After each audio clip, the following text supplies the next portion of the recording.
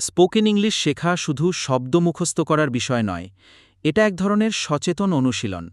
প্রতিদিন কয়েক মিনিট সময় নিয়ে নিজের কথা বলা, ভুলগুলো চিহ্নিত করা আর শান্তভাবে ভাবা, এসবই আপনার ফ্লুয়েন্সি বাড়াতে সাহায্য করে। মাইন্ডফুল রিফ্লেকশন আপনাকে শেখায় কোথায় থামতে হবে, কিভাবে স্পষ্টভাবে বলতে হবে আর কিভাবে আত্মবিশ্বাস তৈরি করতে হবে। নিজের ভেতরের এই ছোট ছোট উপলব্ধি আপনাকে ধীরে ধীরে করে তুলবে আরও সাবলীল, আরও আত্মবিশ্বাসী ইংরেজি বক্তা। Improving spoken English doesn't always require long study sessions. Start by taking a moment each day to pause, observe your thoughts, and express them in simple English. Notice how you feel, what you learned, or what challenged you. By speaking from a place of awareness, your words become clearer, your confidence grows, and your fluency naturally develops.